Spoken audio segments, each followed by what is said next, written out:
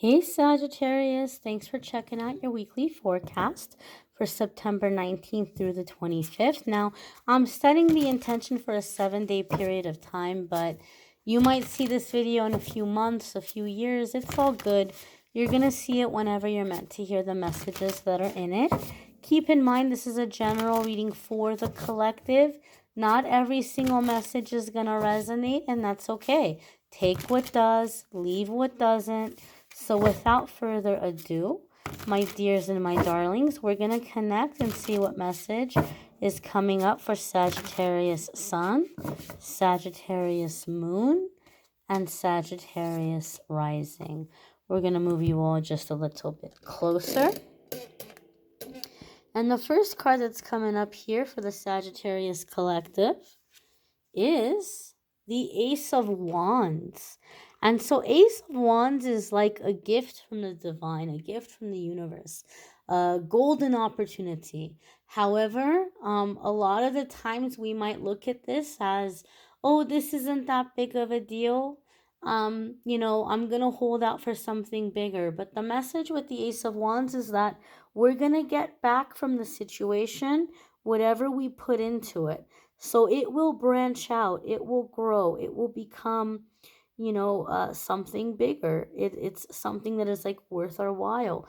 This can also come up when we're reconnecting with our passion, our ambition, our drive. I feel here with the Ace of Wands, this is coming by way of an idea. It's coming up by way of an idea. And some of you have been praying and you've been saying, please God, please angels, please universe, fix this situation or help me with this situation or, help me with my finances or help me meet, the love of my life or whatever it is. You've been asking for help and you've been asking your angels and guides to like help fix the situation. Well, this is the thing. A lot of the time, our answers to our prayers come by way of ideas. And initially, we might be like, oh my gosh, what a great idea. Yes, this is what I'm going to do. And we're all excited and we're all pumped up for it. And then within minutes, the negative ego hates change, even when the change is good. Negative ego comes in. What a stupid idea. That's never going to work. It's never going to work because of blah, blah, blah, blah, blah. And then we're like deflated. Oh, yeah, that was a dumb idea. It's not going to work. And now we're right back where we started from because the negative ego came in and dumped all over it. We can use this to our advantage and we can say, okay, all right, negative ego, well played. These are problems I might encounter. But then we have to ask ourselves, how can I set myself up for success in the face of these problems? What steps can I take? What preparation can I make? What plan B or plan C can I lay out? If we do this, right, the negative ego is not going to be able to discourage us and we're able to move forward on the idea. It's like a little lifeboat coming to us if we're, stranded out at sea. And that lifeboat comes over to rescue us, to save us. We don't say, oh, don't worry about me. I've been praying for help. I've been asking God and my angels to show me the way and to get me out of here. All right, it's good. That's fine. Thank you. I don't, I'll just, let you go. I'm waiting here. My angels are on it. They're going to bring me help. They're going to help me. Well, who do you think sent you the lifeboat? So oftentimes the ideas are the lifeboats. We don't want to miss them. We don't want to let them drift by. Negative ego will convince us it's stupid and it's not going to work. And like I said, use that to your advantage. Use that as a gift. All right, let me get prepared here. Let me see how I might tackle this if it happens. The next card that's coming up here for Sagittarius is the Nine of Cups. And the Nine of Cups is wishes coming true.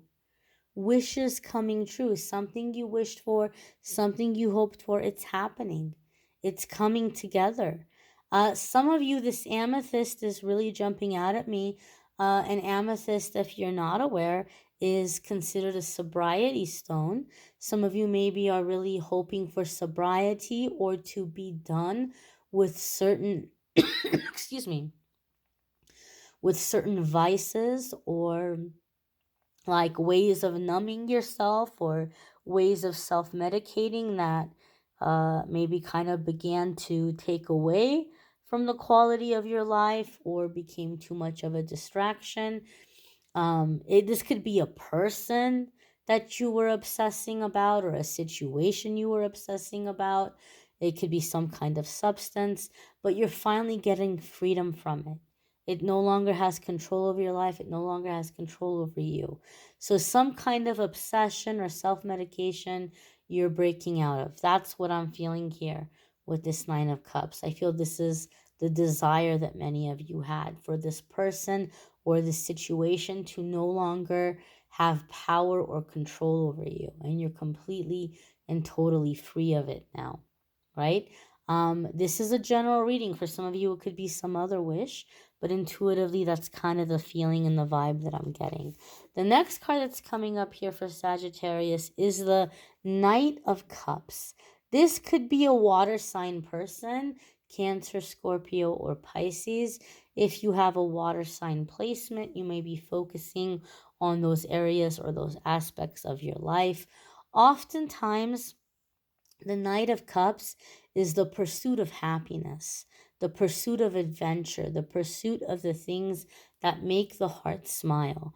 So I feel, Sagittarius, that a lot of you are deciding to pursue a more creative path or to leave an environment where there's lots of micromanaging. You're like, nope, I'm not doing it. I need a little bit more freedom. I need a little bit more wiggle room. I need a space where I can make decisions or I can have my own little play or my own little twist on things. So I'm feeling like there's a sense of disconnecting from like overbearing or controlling energy here with this Knight of Cups and pursuing a path that is lighter, liberating, joyous, and as I said, maybe even creative. Some of you could be focusing on creative endeavors at this time. The next card that's coming up here for you all is the Ten of Swords. And it's really interesting that this card is coming up. Some of you have heard me say before, sometimes when I'm doing readings and I'm feeling the energy and I'm reading the energy around the reading, I get a little bit ahead of the cards. Because I'm reading the energy, I get ahead of the cards. Ten of Swords, I feel, is confirmation of the energy that I was feeling when I was talking about the Nine of Cups. Because Ten of Swords is sobriety, breaking out of a karmic situation, breaking out of some kind of an addiction. And so that's what I was feeling. That's the vibe I was getting when I was looking at Nine of Cups. And now here we are, the Ten of Swords. You're breaking out of that addiction. You're breaking out of that, self-medication. You're breaking out of that karmic cycle or that karmic lesson. You don't need it anymore. You're done with it once and for all. Now, Ten of Swords oftentimes comes up when we're moving on to bigger and better things. We're in a situation that we're realizing is hindering us and holding us back, and it's becoming too painful to stay in the situation, and we're moving in the direction of growth. In my experience, a lot of the times this is kind of bittersweet because on one hand, we may have had a lot of comfort from this person or situation or habit. Once upon a time, it may have been a big deal or a big break. And now that we've outgrown it, we might feel a little guilty about leaving it behind. Or we feel kind of sad about leaving it behind. We may be feeling a little sentimental. But the Ten of Swords is telling us you have permission. You have permission to move on. You have permission to move forward. You don't have to hold on to this situation anymore.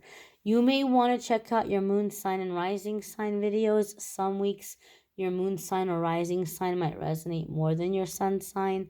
I do have all of the weekly forecasts listed in the description of the video. So it'll be easy for you to find the other weekly forecasts. Love readings for September are also linked in the description of the video if you want to check out love readings for September.